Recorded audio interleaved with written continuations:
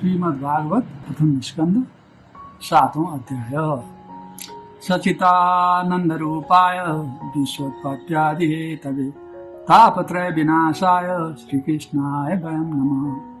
सचित आनंद स्वरूप, संसार को उत्पत्ति र संहार का कारक, भौतिक दैविक र आध्यात्मिक तीनै थरीका ताप नाश गर्ने यस्ता श्री कृष्णलाई हामी नमस्कार गर्छौं। सनौजीले सोध्नु, हे सूजी, नारदजी गएपछि स्वयं पूर्ण ज्ञानी भगवान व्यासजीले देवर्षि नारदको अभिप्राय सुनेर के गर्नुभयो? सूचीले भन्नुभयो, ब्रह्म नदी सरस्वतीको पश्चिम तटमा श्यामाप्रास नामले विख्यात व्यासजीको आश्रम छ, जहाँ ऋषिहरूका अनेक यज्ञ चलिरहन्छन्। चारैतिर बदरी वनले घेरिएको त्यो आफ्नो आश्रममा बसेर व्यासजीले जल आचमन गरी स्वयं आफ्नो मनमा आत्माको ध्यान गर्न लाग्नुभयो। उहाँको मन निर्मल नै थियो, तसर्थ भक्तियोगद्वारा त्यो पूर्णतया अन्तर्मुख एवं एकाग्र भइहाल्यो। यस अवस्थामा उहाँले आदिपुरुष परमात्मालाई र उहाँको आश्रममा रहने मायालाई देख्नुभयो। यही मायाले मोहित भएर जीव तीन गुणदेखि परको अर्थात् परमेश्वरको अंश भए तापनि आफूलाई त्रिगुणात्मक शरीरधारी सम्झन्छ। यही दृष्टिले गुणकृत कर्मद्वारा प्राप्त हुने सुख दुःख अनर्थको भोग गर्दछ। यस अनर्थको मूलोच्छेदन गर्ने साक्षात साधन केवल भगवानको भक्ति योग हो। तर संसारका मानिस यो कुरा थाहा पाउँदैनन्। यही कुरा बुझेर विद्वान भगवान व्यासजीले परमहंसहरूको संहिता श्रीमद् भागवतको रचना गर्नुभयो। तसर्थ भक्तिद्वारा त्यो पूर्णतया अन्तर्मुख एवं एकाग्र भइहाल्यो। यस अवस्थामा उहाँले आदिपुरुष परमात्मालाई र उहाँको आश्रममा रहने मायालाई देख्नुभयो। यही मायाले मोहित भएर जीव तीन गुणदेखि परको अर्थात् परमेश्वरको अंश भए तापनि आफूलाई त्रिगुणात्मक शरीरधारी सम्झन्छ। तीन गुण भनेको सत्व, रज, तम। सत्व भनेको सत्व राम्रो, रज भनेको चाहिँ पुरुषार्थ, यो गर्छु त्यो गर्छु भन्ने अहङ्कार आदि, र तम भनेको चाहिँ एकदम चाहिँ त्यो वास्तव नगरी निन्द्रा, आलस्य इत्यादिले तम भन्छ। यो तीनटा गुण चाहिँ प्रकृतिको गुण हो, सँगसँगै मानिस जन्मिँदा लिएर आएकै हुन्छ। त्यो गुणले चाहिँ नि अब सत्व गुणतिर बढी भयो भने हाम्रो जीवन परमात्मातिर उन्मुख हुँदै जान्छ, राम्रो पनि हुन्छ। रजोगुणतिर बढी उन्मुख भयो भनेदेखि पुरुषार्थ गर्ने, कमाइ गर्ने, यो गर्ने, त्यो गर्ने, पावर हासिल गर्ने इत्यादि चाहिँ रजले गर्छ। अब तमले चाहिँ मान्छेलाई आलस्य, निन्द्रा गर्ने, व्यभिचार गर्ने आदि इत्यादि बनाउँछ। त्यसैले कहिले कुन गुणको, कहिले कुन गुणको, कहिले कुन गुणको बाहुल्य शरीरमा भइरहन्छ। तर ज्ञानी मानिसहरूले, जान्ने मानिसहरूले चाहिँ सत्वगुणतर्फ बढी उन्मुख भएर यो जीवनलाई उद्धार गर्नुपर्छ भन्ने चाहिँ यस बनाएको मुख्य भाव हो। यसलाई केवल सुन्नाले नै मानिसको हृदयमा पुरुषोत्तम श्रीकृष्ण भगवानमा भक्ति हुन जान्छ र यस भक्तिले गर्दा जीवको शोक, मोह, जरा आदिको भय सबै हटेर जान्छ। जरा भनेको बुढाइ हो, हटेर जान्छ। मुनिवर व्यासजीले भागवत संहिताको रचना तथा पुनरावृत्ति गरी निवृत्त मार्गमा प्रवृत्त भएका सुखदेव नामक आफ्नो छोरालाई यो ग्रन्थ पढाउनुभयो। सनौजीले सोध्नुभयो, सुखदेवजी अत्यन्त निवृत्ति परायण एवं कुनै कुराको अपेक्षा नराख्ने महात्मा थिए। सदा आत्मामा रमण गर्ने तिनले के को लागि यो विशाल ग्रन्थको अध्ययन गरे होलान्? सूजीले भन्नुभयो, आत्मामा रमण गर्ने योगीहरू अविद्यारूपी गाँठो खुस्केका अर्थात् जीवन मुक्त भए तापनि भगवानको निष्काम भक्ति गर्छन्, किनकि भगवानका गुण नै सबैलाई आफूतिर आकर्षित गर्ने किसिमका हुन्छन्। वेदवासीका छोरा भगवान सुखदेवजी भगवानका भक्तहरूसित सदा प्रेम गर्छन्। भगवानको गुणले आकर्षित भएर नै विवश भएर उनले विशाल आख्यानको अध्ययन गरेका हुन्। हे सनौजी, अब म राजर्षि परीक्षितको जन्म, कर्म, मोक्षको कथा तथा पाण्डवहरूको स्वर्गारोहणको वृत्तान्त सुनाउँछु, किनकि यसैबाट भगवान श्रीकृष्णका अनेक कथाहरूको उदय हुन्छ। महाभारतको युद्धमा कौरव एवं पाण्डव दुवै पक्षका अनेकौं वीर गतिमा अर्थात् स्वर्गमा प्राप्त भएपछि र भीमसेनको गदाको प्रहारले धृतराष्ट्रका छोरा दुर्योधनको तिग्रा भाँचिएपछि द्रोणपुत्र अश्वत्थामाले मालिक दुर्योधनको यस कामबाट भलो होला भन्ने सम्झेर सुधी राखेका द्रौपदीका छोराहरूको टाउको काटेर ल्यायो। तर दुर्योधनले भने यो काम मन पराएनन्, किनकि निन्दनीय कामको मित्र शत्रु सबैले निन्दा गर्छन्। यी बालकहरूको आमा द्रौपदी आफ्ना छोराहरूको अपमृत्युको यो घोर समाचार सुन्दा अत्यन्तै दुखित भइन् र आँखाबाट आँसु बगाउँदै विलाप गर्न लागिन्। त्यस बेला उनलाई सान्त्वना दिन अर्जुनले पनि, कल्याणी, जब म त्यो आतत्यायी अदम ब्राह्मण पुत्र अश्वत्थामाको टाउको धनुबाट छुटेका बाणहरू काटेर तिमीलाई ल्याइदिनेछु।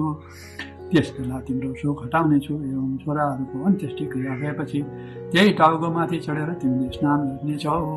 यस प्रकारसँग अत्यन्त मिठा मिठा एवं विचित्र कुराले द्रौपदीलाई सान्त्वना दिइसकेपछि कपिध्वज अर्जुन आफ्ना मित्र भगवान श्रीकृष्णको सल्लाहले उहाँलाई आफ्नो सारथी बनाएर कवच र गाण्डीव धनुष धारण गरी रथमा सवार भएर गुरुपुत्र अश्वत्थामालाई लखेट्न लागे। बालकहरूको हत्या गरेकोले अश्वत्थामाको मन पनि उद्विग्न भइराखेको थियो। टाढीबाट अर्जुनलाई तिर लखेट्दै आएको देख्दा रथमा चढेर अश्वत्थामा आफ्नो प्राण रक्षाको निमित्त जहाँसम्म भाग्न सक्दथे त्यहाँसम्म रुद्रको भयले एकचोटि सूर्य भागे भागी हिँडे। रथका घोडाहरू थाकेका र आफ्नो बचाउको कुनै उपाय नदेख्दा द्विज पुत्र अश्वत्थामाले एकमात्र ब्रह्मास्त्रको प्रयोगलाई आफ्नो रक्षाको साधन ठहर्याए। ब्रह्मास्त्रलाई फर्काउने विधि थाहा नभएको भए तापनि प्राण सङ्कटमा परेको देख्दा तिनले आत्मन गरी एकाग्रचित्त भएर ब्रह्मास्त्रको प्रयोग गरिहाले। त्यस अस्त्रद्वारा समस्त दिशामा अति असह्य प्रचण्ड तेज फैलियो। त्यसपछि प्राणमाथि आपत्ति आइपरेको देखेर अर्जुनले श्रीकृष्णलाई प्रार्थना गरे। अर्जुनले भने हे कृष्ण तपाईँको शक्ति अनन्त छ। भक्तहरूलाई अभय दिने तपाईँ नै हुनुहुन्छ। संसाररूप दावानलमा डढ्न लागेका जीवहरूलाई मोक्षरूप शान्ति दिने तपाईँ नै हुनुहुन्छ। प्रकृतिदेखि पर रहने आदिपुरुष साक्षात् परमेश्वर तपाईँ नै हुनुहुन्छ। आफ्नो चिज शक्ति स्वरूप शक्तिद्वारा त्रिगुणमयी मायालाई टाढा भगाएर आफ्नो अद्वितीय स्वरूपमा अर्थात् कैवल्य ज्ञानमय स्वरूपमा रहनु भएको छ। यस्तो भए तापनि तपाईँ आफ्नो पराक्रमले मायाले मोहित भइरहेका जीवहरूको धर्मादिको परम कल्याणको विधान गरिरहनु भएको छ। तपाईँको अवतार पृथ्वीको भार हरण गर्नु तथा आफ्ना अनन्य प्रेमी भक्तहरूले निरन्तर ध्यान गर्न पाउन् भन्ने नै भएको हो। हे देवादिदेव हेर्नुहोस्, यो भयङ्कर तेज सबैतिरबाट मैतिर आइराखेको छ। यो के हो कहाँबाट किन आइराखेको मलाई यसको केही जानकारी छैन। भगवानले भन्नुभयो यो अश्वत्थामाले चलाएको ब्रह्मास्त्र हो।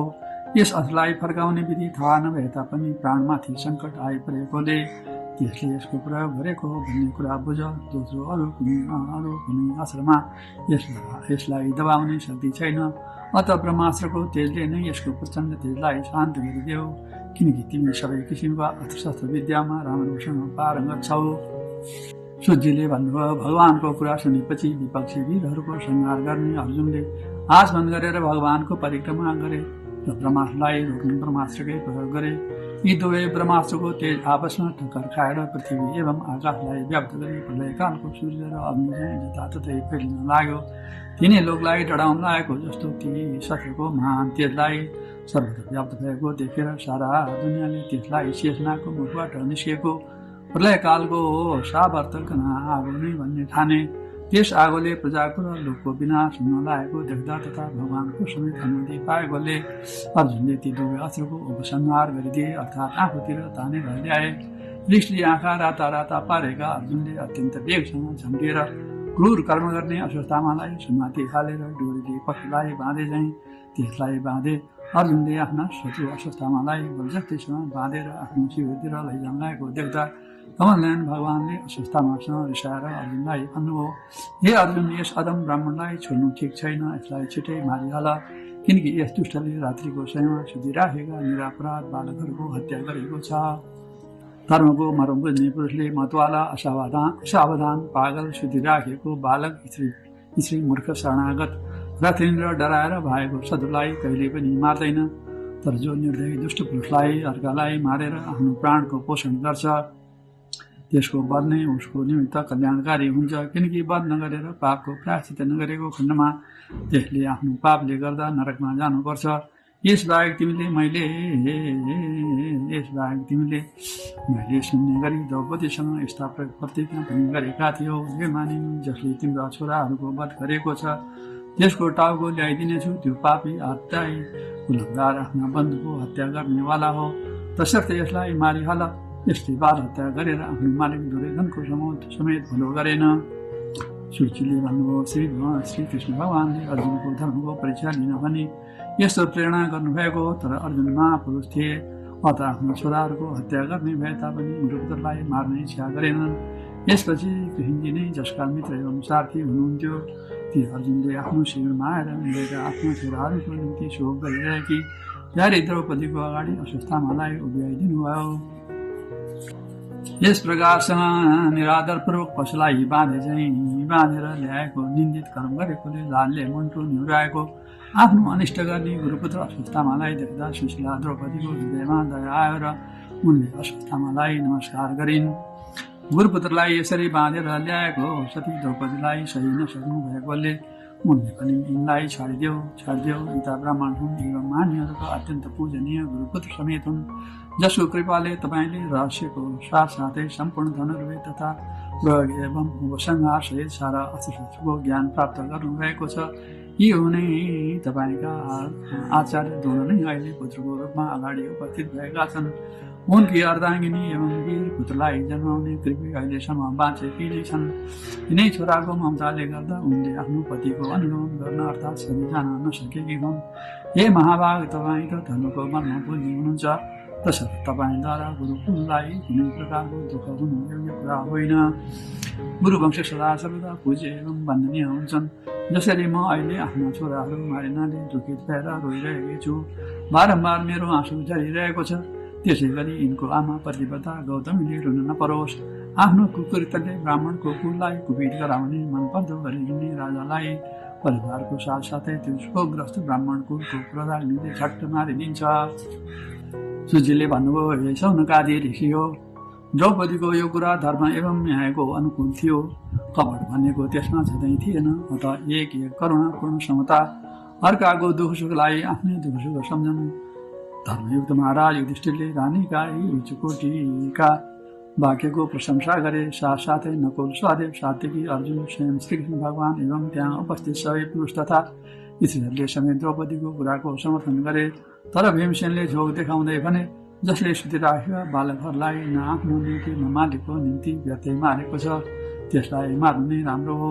चतुर्भुज श्रीकृष्णले द्रौपदी एवं भीमसेनको कुरा सुनिसकेपछि सखा अर्जुनको मुखतिर हेरेर हाँस्दै भन्नुभयो। श्रीकृष्णजीले भन्नुभयो, ब्राह्मणको वध गर्नुहुन्न र आतताईलाई मार्नुपर्छ, यी दुवै उपदेश मैले नै दिएका हुन्। अत यी दुवै आज्ञाको पालन हुने गरी काम गर। द्रौपदीलाई सान्त्वना दिँदाखेरि तिमीले जो प्रतिज्ञा गरेका थियो त्यो पनि मिथ्या नहोस्। भीमसेनको र द्रौपदीको र मेरो इच्छा समेत पूर्ण होस्।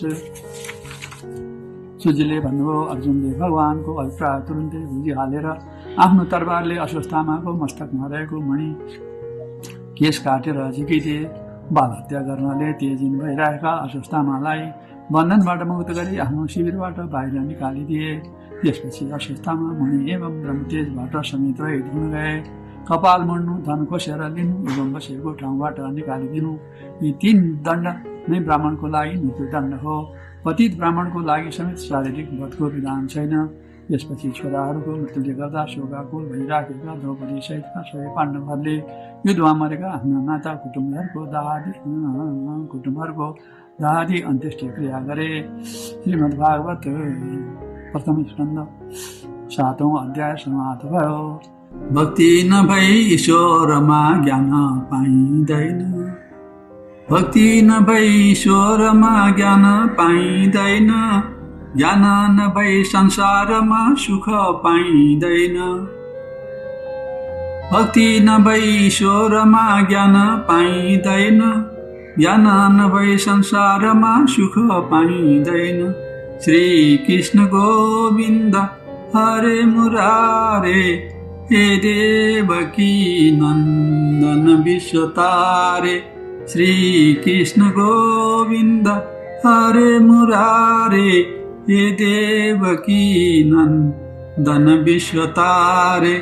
सच्चिदानन्द रूपाय विश्वोत्पत्त्यादि हेतवे तापत्रय विनाशाय श्रीकृष्णाय वयं नमः। सच्चित आनन्द स्वरूप, संसारको उत्पत्ति र संहारका कारक, भौतिक, दैविक र आध्यात्मिक तिनै थरीका ताप नाश गर्ने यस्ता श्रीकृष्णलाई हामी नमस्कार गर्दछौँ। श्रीमद् भागवत प्रथम स्कन्द 8औं अध्याय। सुजीले भन्नुभयो, यसपछि पाण्डवहरू युद्धमा मरेका जलाञ्जलीको इच्छुक आफ्ना बन्धु बान्धवको तर्पण गर्न कुन्ती आदि माताहरूलाई अघि लगाएर श्रीकृष्णजीको साथमा गंगाको तीरमा आए। त्यहाँ सबैले जलाञ्जली दिएर मरेकाहरूको गुण सम्झी अत्यन्त विलाप गरेर अनि भगवानको चरणकमलको रसले पवित्र भएको गंगा जलमा स्नान गरे। त्यहाँ भाइ विदुरको साथमा बसेका राजा धृतराष्ट्र, कुरुपति महाराज युधिष्ठिर, पुत्र शुकले, व्याकुल गान्धारी, कुन्ती तथा द्रौपदी सबै मारिएका आफ्ना स्वजनको निम्ति शोक गर्न लागे। भगवानले धर्मादि ऋषिहरूको साथमा संसारका सबै प्राणी कालको अधीनमा छन्, मृत्युबाट कसैले कसैलाई बचाउन सक्दैन इत्यादि कुरा देखाएर उनीहरूलाई सान्त्वना दिनुभयो। यस प्रकारसँग श्रीकृष्ण भगवानको अजात शत्रु महाराज युधिष्ठिरलाई दुर्योधनादि गरिएका धूर्तहरूद्वारा छल्य हरण गरिएको राज्य फिर्ता गराउनु भयो र द्रौपदीको केश स्पर्श गर्नाले नै आयु क्षीण भएका दुर्योधनादि दुष्ट राजाहरूको वध गराउनु भयो तथा युधिष्ठिरद्वारा उत्तम सामग्री एवं पुरोहितले युक्त भएका 3वटा अश्वमेध यज्ञ गराएर सहयज्ञ गर्ने इन्द्र चाहिँ युधिष्ठिरको यस चारैतिर खिजाइदिनु भयो। यसपछि श्रीकृष्णले व्यास आदि ब्राह्मणहरूको पूजा गरेर एवं उनीहरूद्वारा स्वयं पूजित भई 5 पाण्डवहरूसित विदा लिएर सात्यकी र उद्धवको साथमा द्वारका जाने विचारले रथमा सवार हुनुभयो। यही मौकामा उहाँले भयले विह्वल भएर दुगर्दै आइराखेकी उत्तरालाई देख्नुभयो। उत्तराले भनिन्, हे महायोगी, हे देवादिदेव, जगतको रक्षा गर्ने प्रभु, मेरो रक्षा गर्नुहोस्, मलाई बचाउनुहोस्। तपाईँ सिवाय मलाई यस लोकमा अभय दिने अरू कोही छैन, किनकि यहाँ सबै परस्पर एउटा अर्काको मृत्युको निमित्त बनेका छन्। हेर्नुहोस् न, यो पल्दो लामको बाण मतिर दूर्दै आइराखेको छ। यो नाथ मलाई डराए तापनि मेरो गर्वलाई नष्ट गर्न नपाओस्। सूर्यले भन्नुभयो। भक्त वत्सल श्रीकृष्ण भगवानले उनको कुरा सुन्ने बित्तिकै अश्वत्थामाले पृथ्वीलाई पाण्डवहीन गराउन ब्रह्मास्त्रको प्रयोग गरेछ भन्ने कुरा बुझिहाल्नुभयो। यस यही बेला पाण्डवहरूले पनि बल्दो 5वटा बाण आफूतिर आउन लागेको देख्दा आफ्नो आफ्नो अस्त्र उठाए। केवल आफूमा चित्त लगाएका आफ्ना भक्त पाण्डवहरूमाथि यस्तो आपत्ति आइपरेको देख्दा सर्वशक्तिमान भगवान श्रीकृष्णले आफ्नो अस्त्र सुदर्शन चक्रले ती आत्मीयजनको रक्षा गर्नुभयो। समस्त प्राणीको अन्तकरणमा आत्मा रूपले विराजमान रहने योगेश्वर भगवानले पाण्डवहरूको वंश परम्परा कायम राख्न आफ्नो मायाको कवचले उत्तराको गर्वलाई ढाकिदिनुभयो। हे सौनकजी, ब्रह्मास्त्र अमोघ एवं यसको निवारणको कुनै उपाय नभए तापनि विष्णु भगवानको तेजको अगाडि पर्दा त्यो शान्त भयो। आफ्नो विचित्र शक्ति भएको मायाद्वारा स्वयं अजन्मा भएर पनि यस संसारको सृष्टि स्थिति संहार गर्ने सर्वाश्चर्यमय अर्थात् जे पनि गर्न सक्ने अचूत भगवानको यस कामलाई तिमीले आश्चर्यको कुरा भन्नु पर्दैन।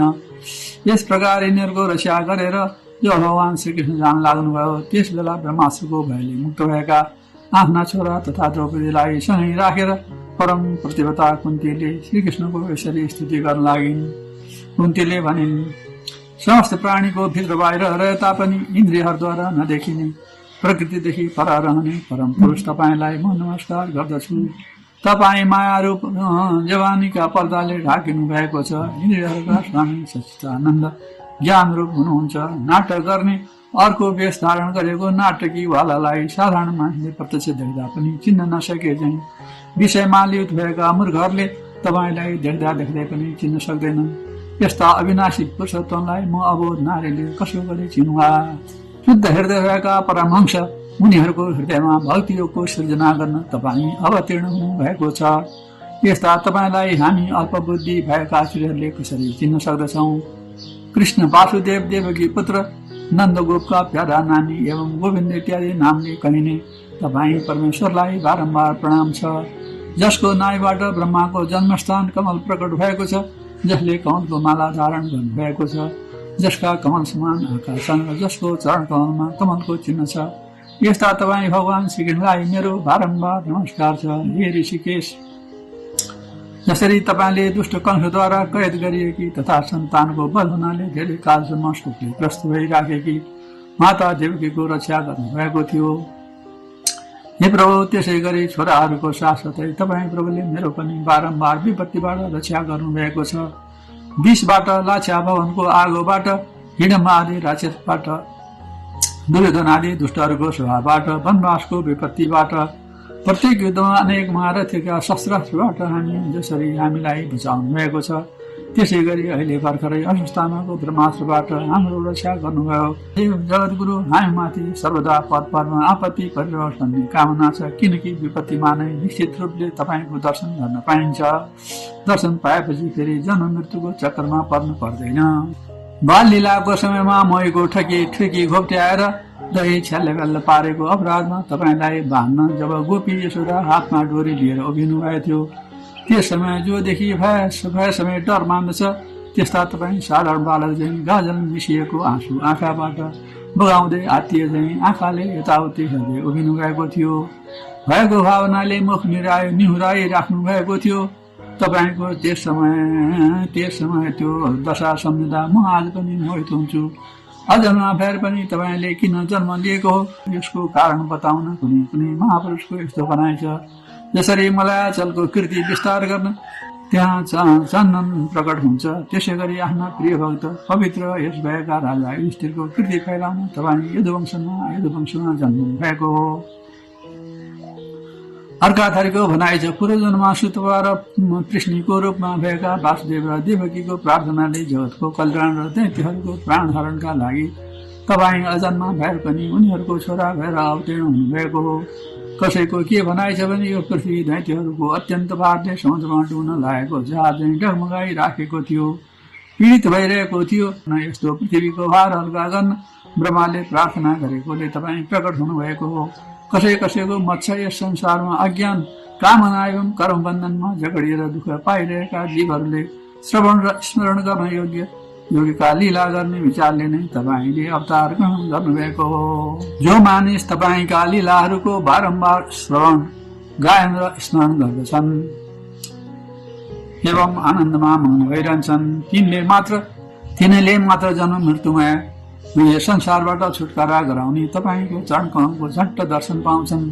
आफ्ना भक्तहरूको इच्छा पूर्ण गराउने हे प्रभु, के तपाईँ आफ्ना सुहृद एवं आश्रित हामीलाई छोडेर अहिले जान आँट्नु भयो त? तपाईँको चरण कमल बाहेक हाम्रो अरू कुनै सहारा छैन भन्ने कुरा तपाईँलाई थाहै छ। पृथ्वीका सबै राजाहरू हामीद्वारा पीडित भएकोले अहिले हाम्रा विरोधी नै भइराखेका छन्। जसरी जीवात्मासित वियोग हुँदा इन्द्रियहरू शक्तिहीन हुन्छन्, त्यसै गरी तपाईँसँग वियोग भएपछि यदुवंशीहरूको तथा हामी पाण्डवहरूको नाम एवं रूपको अस्तित्व बाँकी रहला त? अर्थात् अति तुच्छ हुनेछन्। हे गदाधर, तपाईँको विलक्षण चरण चिन्हले चिन्हित भएर आदि पृथ्वी जतिको शोभामान भइराखेकी छन्, त्यतिको तपाईँ द्वारका जानु भएपछि यिनको शोभा रहने छैन। तपाईँको दृष्टिको प्रभावले नै यो देश पाकेका औषधि एवं लता वृक्षले सुसम्पन्न भइराखेको छ। यी वन, पर्वत, नदी र समुद्र समेत तपाईँकै अनुग्रहपूर्ण दृष्टिले उन्नत अवस्थामा पुगेका छन्। हे विश्वका स्वामी, हे विश्वका आत्मा, हे विश्व प्रभु, यदुवंशीहरूमा र आत्मीय पाण्डवहरूमा मेरो यो दृढ स्नेह बन्धन छ, त्यसलाई कृपा गरेर काटिदिनुहोस्। हे कृष्ण, जसरी गङ्गाको अखण्ड धारा निरन्तर समुद्रमै खसिरहन्छ, त्यसै गरी मेरो मति अरू कतैपट्टि नलागेर तपाईँकै प्रेमको समुद्रमा लिनुहोस्। हे कृष्ण, हे अर्जुन सखा, हे यादवहरू मध्येका श्रेष्ठ पृथ्वीका भाररूप राजवेशधारी दैत्यहरूलाई डढाउन तपाईँ अग्निस्वरूप हुनुहुन्छ। तपाईँको शक्ति अनन्त छ। हे गोविन्द, तपाईँको यो अवतार गाई, ब्राह्मण र देवताहरूको दुःख टाढा गर्न भएको हो। हे जगद्गुरु, हे योगेश्वर, हे भगवान, तपाईँलाई मेरो नमस्कार छ।